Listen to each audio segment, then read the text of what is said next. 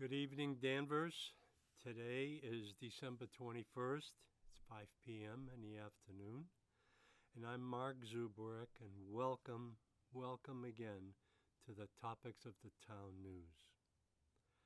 I'm doing the show solo today because the holidays or Christmas is so close that other people have been very busy in gathering their own families to get through the holidays. Our voices, and I just want to thank Mr. Betancourt and Mike Bean for substituting for me for the last few shows, and I appreciate that very much. John Toomey, and as I have been reporting to you for over a year now, is currently unavailable due to being cautious. And John, as the godfather of the Topics of the Town or the DCAT cable news, thank you, John. Merry Christmas and a Happy New Year to you as well and your family. We are embarking into a new era of our social engineering and development that is being taken over by electronic media and medium. Our voices will change the world. The one thing that we have to understand is that we need to speak up and make our voices heard to whoever will listen.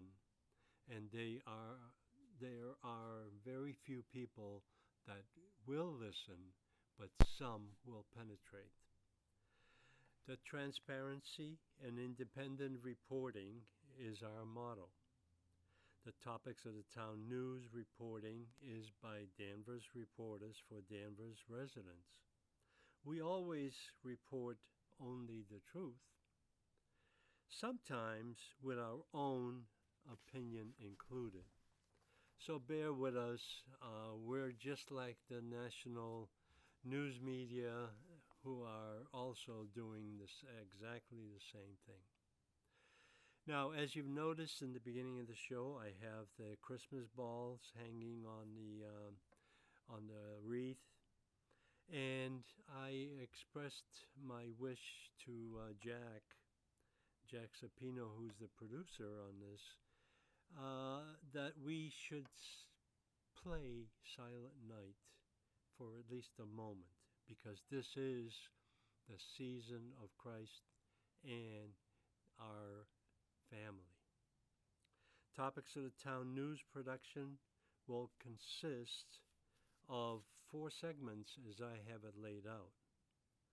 Now we get into our show and presentation of the news stories.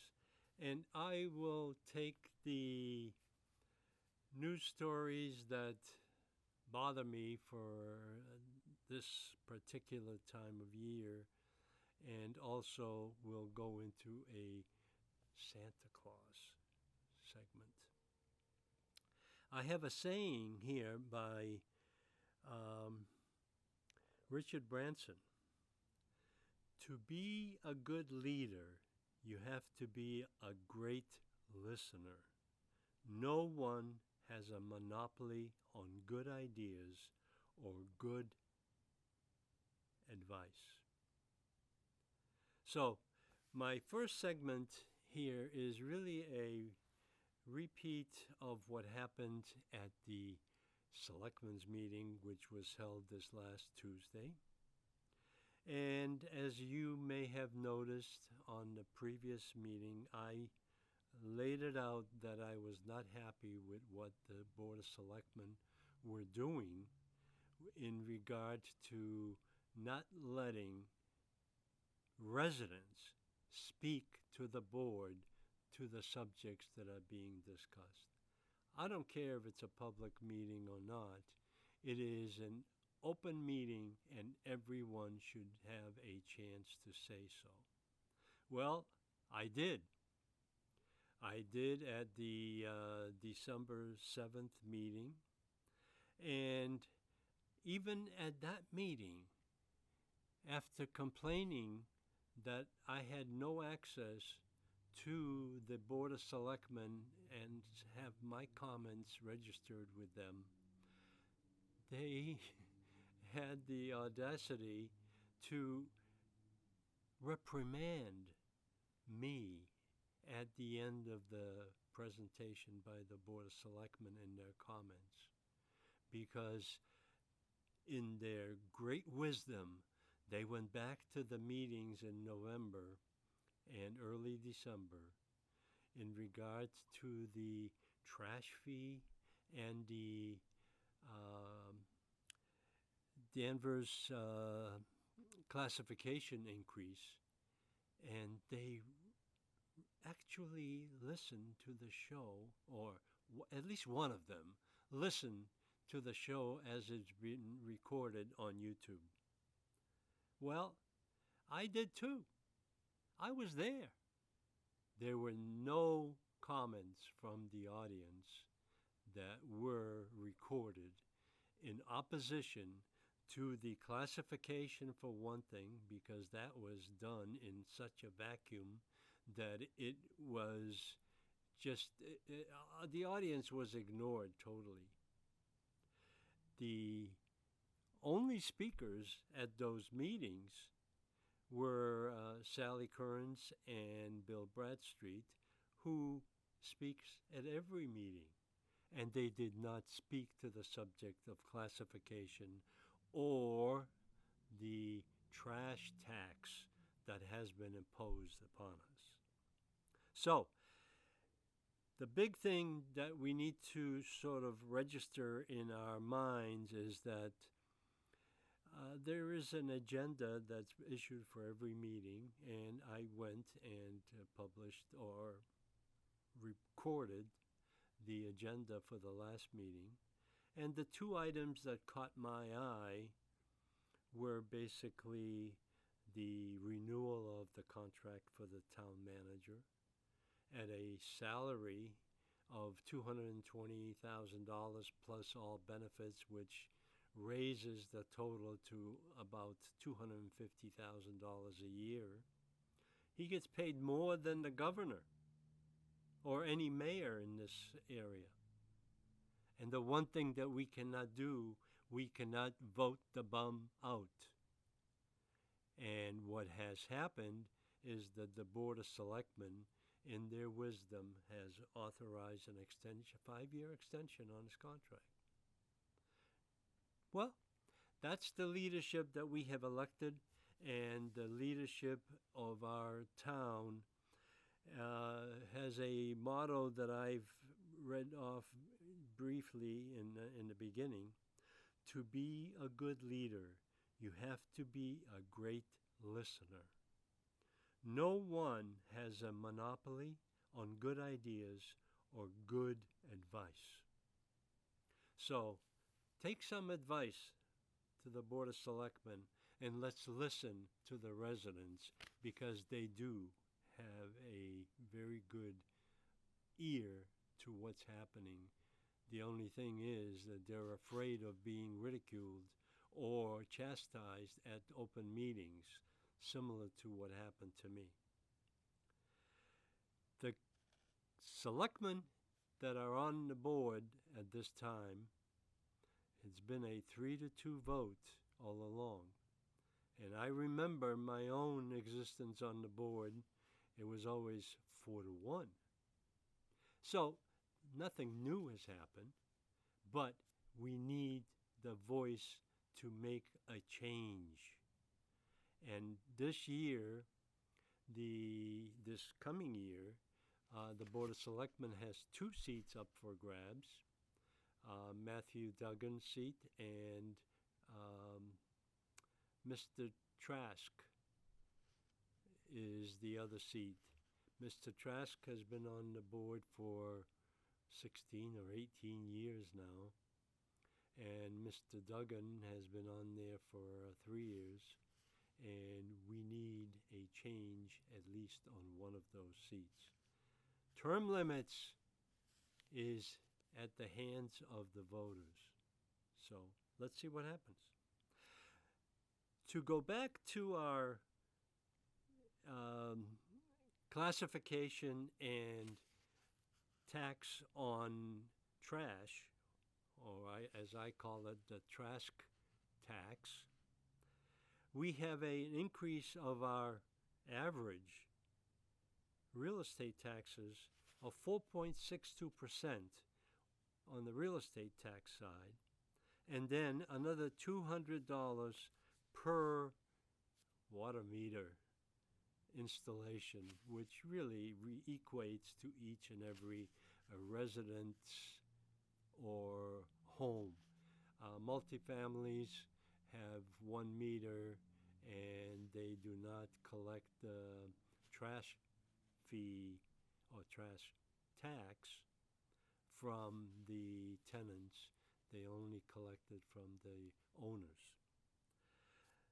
Therefore, if you look at this total picture of what we have done this year, is we have raised our taxes or increased our taxes by 10%.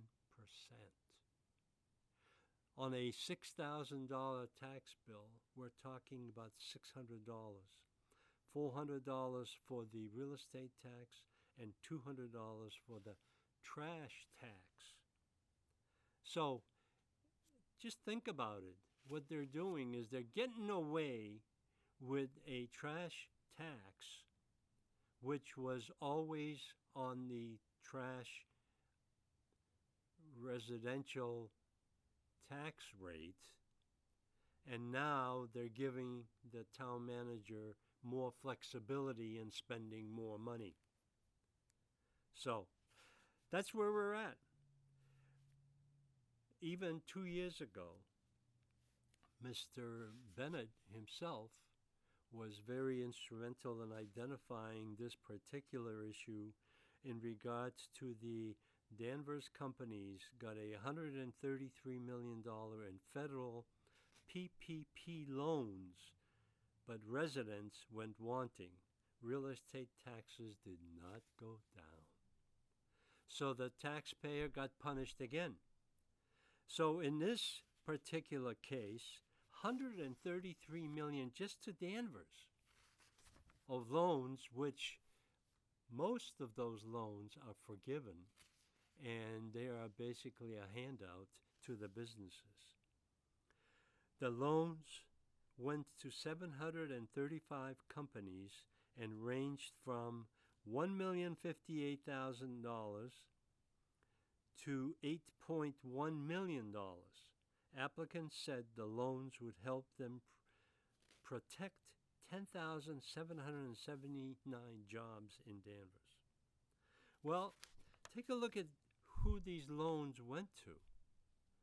Copyright Clearance Center, Incorporated, Sumaria Systems, Kelly Automotive Group, Mortgage Network, St. John's Prep High School, International Cars Limited, Insight Service Group, Boston Pie,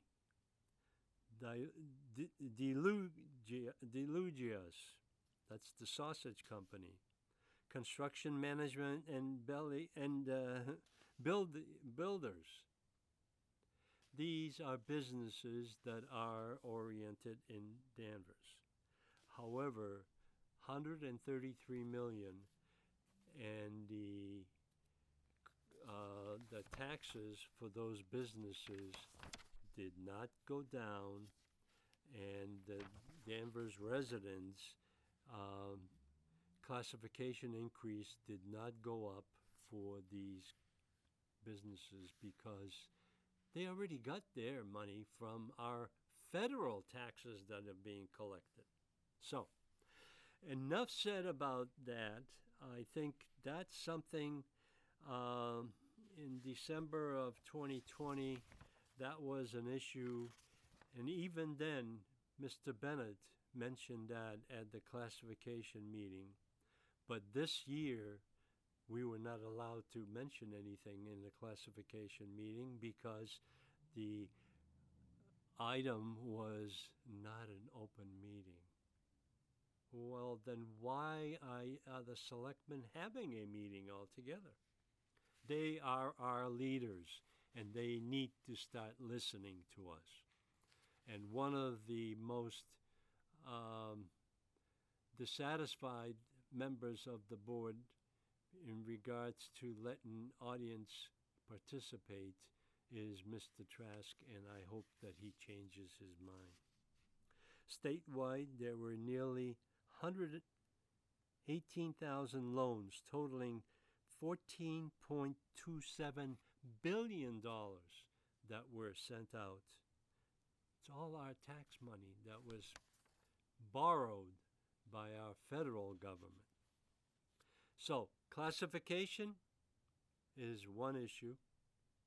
That should be up to 1.5 times the residential tax rate because businesses consume products in relation to services and they deserve those services, but they need to pay for them as well.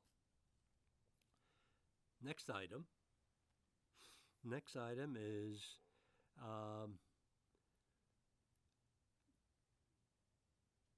I hate to be a bearer of bad news, but at the Beverly noise abatement, it has been stalled in autocratic tape. Danvers commissioners should resign. Well, at the last meeting, Aaron Henry finally realized that he could not service the representation of the Danvers residents on the Beverly Airport Commission Noise Abatement Committee, and he requested to be removed. That is great news because we need someone there that can participate and express the concerns of our residents. So, as you know, the last segment was in regard to classification and trash tax. Well, this is one turkey representing them, which is the Board of Selectmen. In this side, I have my other turkey that is representing the Beverly Airport Commission and our representation on the board. So, welcome turkeys from Beverly and welcome turkeys from Danvers. I hope we can resolve this issue because it needs to be done quickly. The noise abatement has stalled and nobody wants to raise the issue because they're afraid of the ramifications. How many airports in the Northeast region, North Shore region, we have right now? We have them from Maine to Nantucket and further south. They have noise abatement commitments or policies that restrict or request the pilots to cooperate with the neighboring communities. Now, Danvers, Beverly, and Wenham are directly related to this noise policy. However, this goes beyond that, goes to Topsfield, Ipswich, all around the area where the planes fly. There have been proposals or suggestions by other commissioners that maybe we should adapt or adopt a policy from a neighboring airport like Lawrence or Nantucket or Hanscom, and they are able to coexist peacefully with the neighbors. So I hope that Mr. Henry finally realizes that being appointed to the Airport Commission is not an easy job, and he should actually resign from the commission itself. We need to put someone on there that will participate and act on behalf of the neighbors of communities that abut the airport itself. It's not a exotic position, but it needs action. It needs to have some chutzpah where the whole commission does not have. The resignation was accepted from the Noise Committee. But we need to go one step further and find a new member to replace Aaron Henry, because Aaron Henry is up to his neck on issues that are happening in Danvers, and he is there only because the town manager has appointed him, and we need to resolve that. So, not being very nice to mention this at Christmas time, but I think it needs to be done. So, the next item, news story number 3, Christmas in the USA. I do this every year in regards to what St. Nicholas brings to the table for Christmas, and then what does Santa Claus really do? And what is the message that we're trying to send to our children and our families? Christmas is a religious and commercial festival or celebration. Now, in my days, and I'm going back to the old country, St. Nicholas was the bearer of toys and apples and oranges and toys for the children. That was all being held. There you go. St. Nicholas used to bring the gifts to the children on December 6th, which is St. Nicholas Day. That alleviated the commercial side of the celebration of Christmas, because they, in Europe, the Europeans want to celebrate with for the children on the 6th of December, and then Christmas Day itself is more religious and family oriented. There's another presentation of St. Nicholas, and this goes back to an old custom back in the on December 24th. The celebration takes place with family on Christmas Eve.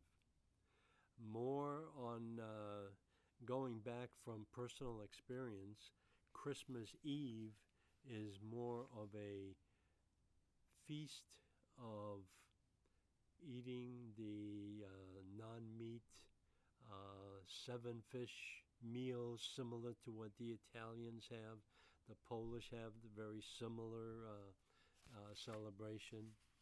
But the family gets together, and in Poland itself, we used to have the wafer for the communion wafer, and we used to share our thoughts and our wishes to our parents, our children, our relatives, and we used to go around the table, and everybody got a hug out of this thing because it's a family-oriented day or meal. So I'm getting ready to celebrate Christmas Eve because I'm going to be the cook, and I am gathering the 6 or 7 different fish meals, and I'm trying to improve the menu as we go along. We're going to have a very uh, interesting Christmas this year because we have a 2-year-old granddaughter. And that's what it's all about. It's to present the culture, the traditions to our girls, their children, and our friends, because usually, and one of the tradition that we all have in at least in Europe and Poland is that we set a extra plate on the dinner table because that is the plate for the person that comes out of nowhere, just like Mary and Joseph didn't find a place to stay when baby Jesus was born. So that plate is always on the table, and it goes back to the dishwasher clean, but I think this year we're going to be, we're going to be 8 of us, so it's going to be very interesting. Now, Santa Claus is also present on Christmas Eve because that's the tradition in the United States and a lot of the other parts of the world. Now, the Santa Claus tradition has been grown out of through a story that has been told over the years that the Santa Claus enters through the chimney, and that is, I don't know if our Santa, the one that I have here on the show, could even fit into a chimney. I couldn't fit into a chimney. So, thank you very much for listening in regard to that. But what I wanted to do is I wanted to express the traditions that we have grown up with. But our children need to follow some of those traditions. They will not follow all of them, but we have to start using Merry Christmas and a Happy New Year greeting instead of this Happy Holidays stuff. We are Christian, and we should be able to express those views. Now, as you noticed, Silent Night was playing in the beginning of the show, and I think that we'll put that on at the end of the show because it's very interesting to hear how you don't have any words in this particular presentation, but the music just brings your attention to what Christmas is all about. So now we're doing very well. I don't know. I'm doing solo routine today, but I have my 2 friends from the Board of Selectmen and the Beverly Airport Commission. And what I have looked at my records of all the shows that have been presented to you over the years because I went back this year to 2013 when John Zavalia was still with us, and we were presenting a show, but it was much more compact because we had certain subjects that we wanted to address. Well, this time I am doing the similar type routine, but I have news topic number 4 already, and we have another half hour left. And I think it's very important to understand that we will succeed. Now, as you noticed, I have stepped back for 2 months, and I have had Mr. Mike Bean step in and Mr. Tony Betancourt. And I have invited other guests, and we will continue that in the future. However, right now, what I want to do is sort of a letter to the editor that was written in 12 on 12/11/2020.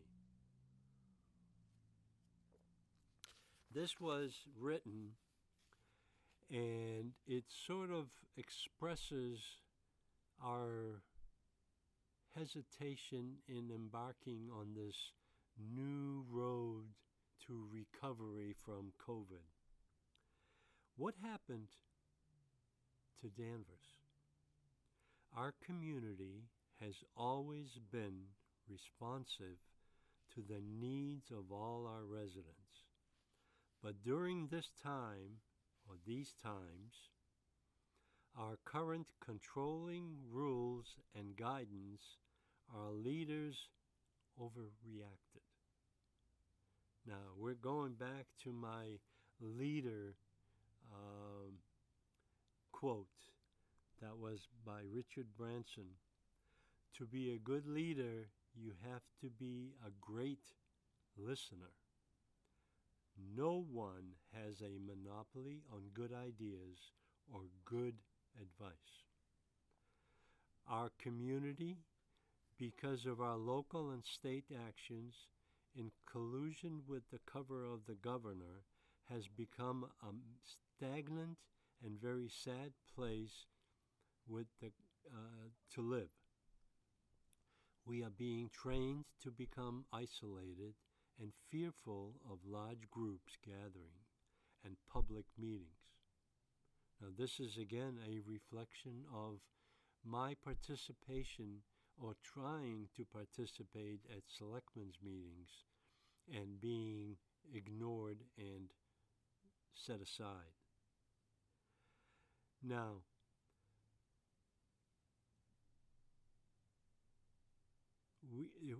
we are being trained to become isolated and fearful of large group gatherings and public meetings, except for unlawful, destructive demonstrations. We must ask ourselves the question, why? This is a reflection of the last 3 years, basically, since 2020. We continue to be isolated. Even David Mills at the selectmen's meeting was urging people to visit their neighbors and inquire about their quality of life. Well, then what we need to do is we need to express that more often. Monumental changes do not always occur with fanfare and explosive action. Sometimes they take place gradually, a result of actions that initially appear relatively inconsequential, but develop into extraordinary alterations in the very fabric of our society. That has happened. And the thing is that we don't realize how deep that fabric has been torn. Changes are currently occurring in our town of Danvers, and it appears our residents have succumbed to the propaganda from the rulers. Now, again, our leaders are not good listeners because they don't want to hear the truth. Social experimentation is not the role of unelected town employees. It is the role of our elected representation. Political actions are best left to the elected leaders and our legislative branch. Our elected officials have not resisted any of these rules because they like the control being imposed by outside forces. The current status of governance is totally left to the state and the local dictators in power. I have been so criticized for using the term of dictators, and I am not ashamed of using that term because it is very appropriate. And it is happening in our own White House government that we have in the town of Danvers. We need to consider the employees who are working feverishly to make our life easier, but they're being ignored by their management. We need Board of Selectmen that will take that into account and take all the residents under their wing and discuss what needs to be done. They are not the only ones that have the great ideas. The secluded and isolated town leaders, our dictators, are directing us to break family ties, refrain from group gatherings, abandoning our church obligations, our education endeavors, and social contacts to prevent the spread of the China virus. That was a statement made 3 years ago, and it's still in existence because even our churches are stepping away from their mission that they have had over the last 2,000 years. These actions, with the help of our clandestine media and health experts,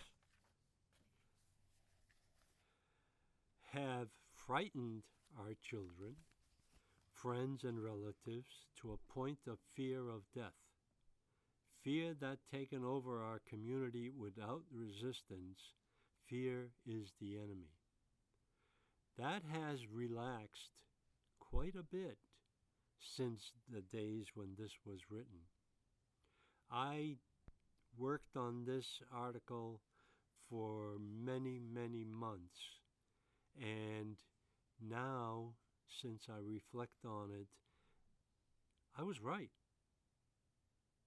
And the people have succumbed to the dictatorships, whether they're through religion, through government, through fear. People are afraid to raise issues because they're afraid of being criticized. We need to improve, and I opened up this program. If anybody wants to come on and challenge any of this statement, please call me. You know where I am. They all know where I am. Our leaders need to refocus their activities to governing and not on controlling our population. Our government must stop the social engineering rules and regulations affecting our residents. What are we afraid of? The China virus or the retaliation by outside forces? Our leaders cannot continue to react to the threats of the few and ignore the needs of the many. We cannot live in fear of street gangs taking over the downtown square and burning the area down.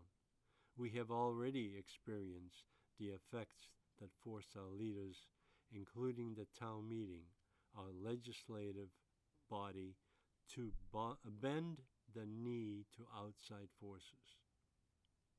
Now, my reference to this is the demonstrations that took place at the town library over the last year, and the outpouring of a 300-some people that showed up out of nowhere, out of different communities than Danvers, and they have challenged the library demonstration that was being held at the grounds and across the street. Also there was a demonstration downtown where I attended with my camera. And the thing is, it was peaceful. The thing is that those were more of the regional people that showed up and not the outside agitators. Now, we have instituted DEI as a position in the town of Danvers. We are running out of money. Why are we creating new positions that have been placed in our government where they don't really belong? And that's my own feeling. Many people have been outspoken critics of the dictatorial actions and the fear generated by the national and local media. The draconian rules and restrictions placed on our personal freedoms and liberties are illegal and were illegal, and now we're realizing that these rules were unconstitutional. People have fear in their hearts and are afraid to complain because our elected and appointed officials are busy focusing on the social controls. Now, I place some of this blame on our elected officials, but a lot of it is on the 30 to 40 years of indoctrinating our own families and children to a point where they are more woke than even ourselves or our reputable members of our community. Actions of our town leaders have impacted our morale of the taxpayers and now the entire community. Now, I don't know where the selectman or the town manager goes to hear the concerns regarding the high taxes, the high fees, the meals taxes, the hotel taxes, and everything else that's being collected. We are now collecting $92 million from the real estate taxes, and the other 30 or 40 million dollars that are added to the budget come from fees, taxes, and other sources from the state taxes. Now, all of our government, all of our services are being paid for by taxes. So, Sleeping Giant has been poked enough to produce a response to the restrictive rules being initiated in our town. The actions by our elected and appointed leaders cannot go unanswered. The taxpayers and all residents need to resist the collection of taxes and stop feeding the dragon. This is my own personal view, but I think this is more and more accepted by the general public. If the king is unwilling, residents must stop these dictatorial actions. Now, last Tuesday, the Board of Selectmen, in their wisdom, have extended or enacted a new 5-year contract for the town manager. Well, they better be very careful of what happens in May, because May elections may turn over the remaining board members, and no wonder they don't want a recall petition available, because some of these selectmen may have been recalled if that petition was in place. We need to have a review and update of the town manager, town charter, town manager act, whatever you want to call it, our governing document, our constitution. And we need to update that. It hasn't been updated since 1997. Finally, my statement is that our leaders must stop the micromanagement and overreactive controls. We, the people, need to retain our inalienable rights without infringement so we can continue to be an all-inclusive town that we love and cherish. We must restore the respect for our tax-paying residents. This town is being overrun by,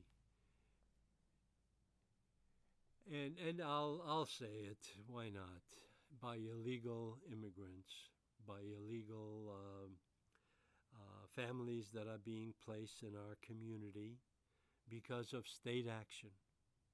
State action in itself has been so proud of the fact that nobody said anything in the town of Danvers in regard to these 30 or 40 or 50 families that are living in our midst. They have tax-supported payments that are being made to the individuals. The hotels are being paid for. Meals are being provided.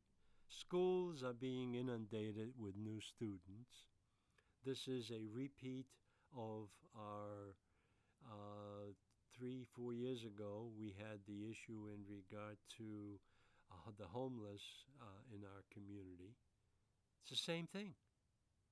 Our homeless do not have a home, but we are presenting homes for illegal immigrants. So we need to share, and we have shared greatly, but we need to share our own before we start going all over the world. We are already the cop of the world. Okay. I just wanted to, in closing, town management is failing in line with these rules that are being imposed on us.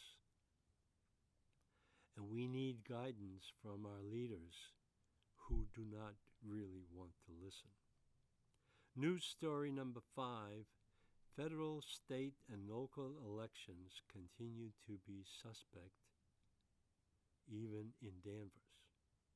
This story is based back in 2020, but it is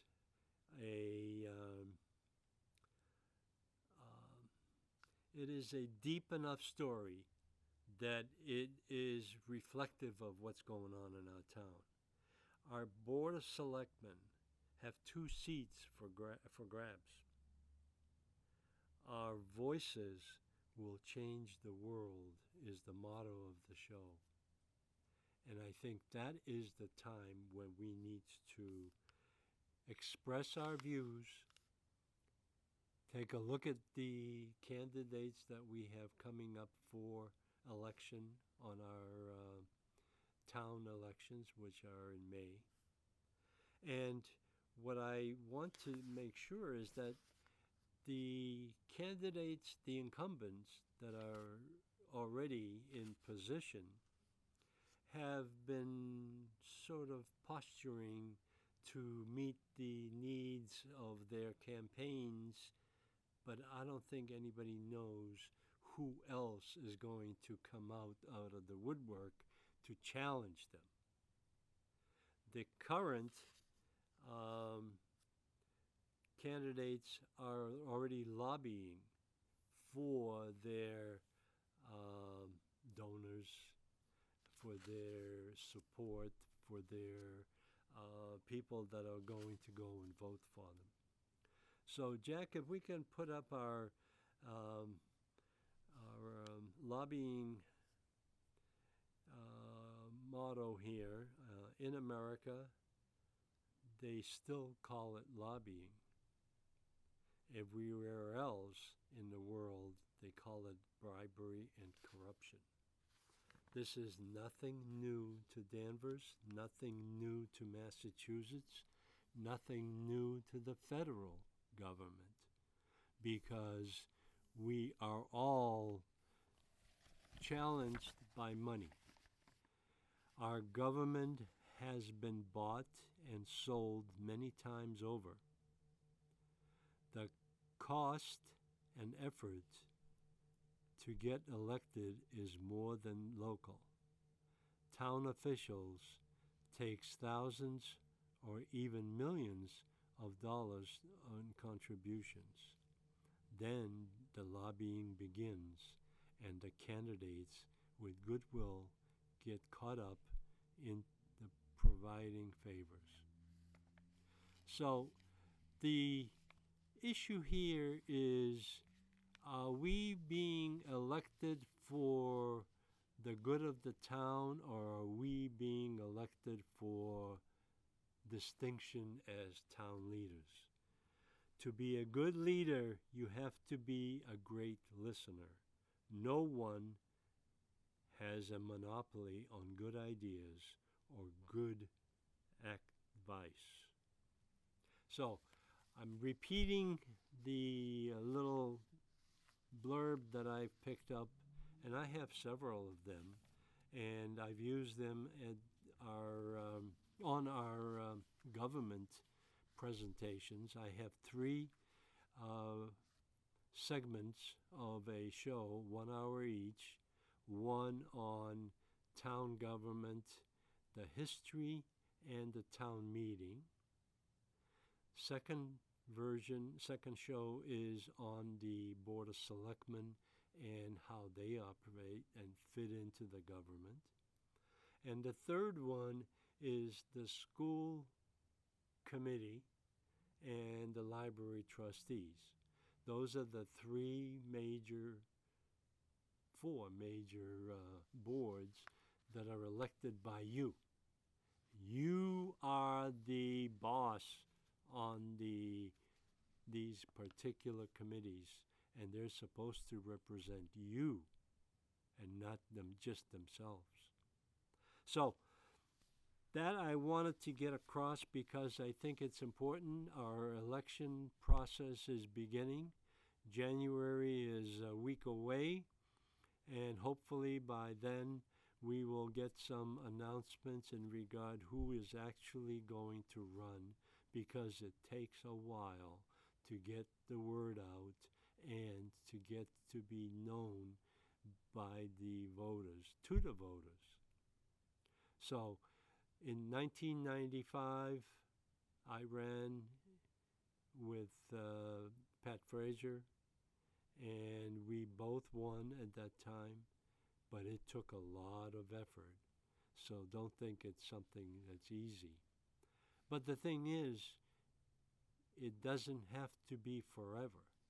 The term limits of this organization, the Select Board and the School Committee, are up to the voters. The voters determine how long the terms are. The one problem is that some of the selectmen think that they are actually running the town, and that is so lame, because they have delegated their authority and their wishes to the town manager, and the town manager is not elected. So we need to vote with our pocketbook, and we need to vote to change this government to a mayor, city type government, so we can vote the mayor out. This way, right now, we cannot do any of that. So I have thanks to, as final comments, I want to wish everyone and every single elected official or appointed official, because that's what has happened in our community, wish them a Merry Christmas and a Happy New Year. You all deserve it. However, you've got to look over your shoulder because people are coming out and going to challenge your positions. I want to thank in absentia John Zavalia, because he's the one that made me think about all of these issues. And he was a challenging competitor of mine on this show, and he was always on my left, and we got along just fine, but we understood each other. And hopefully some of the elected officials will understand that there are people that are opposing them, that need to challenge them, need to give the remaining 99% of the residents an opportunity to be heard. Michael Bean, Merry Christmas and a Happy New Year. Thank you for filling in for my show. And hopefully you'll come back and we'll do this all over again. Tony Betancourt is another steady force that has been very active with the airport, and he has been a participant with the Airport Commission for 35 years. I remember him being on, or someplace involved, when I was on the board in 1995. That's 30 years ago. So, Merry Christmas to all, and Happy New Year. And what we'll do is we'll start the next show, and I may have to do that solo as well. And solo being a term for the airport, I hate this. But solo I am, and I hope you are pleased with the information and the positions that I have taken. The next show will be on January 4th, 2024, about the same time, 5 o'clock. And then we'll have a second show in January on the 28th. No, 18th, I'm sorry, 18th. Now, I'm running out of steam, but I want to wish all of you happy, merry, and well-being Christmas and New Year. So, Jack, if we can sing our song again. I was going to sing this, but my voice is not doing well at all. So, Jack, thank you very much for being part of the show, and Merry Christmas and a Happy New Year. And the same goes in Polish. Wesołego Bożego Narodzenia. Good night, Danvers. Thank you for listening.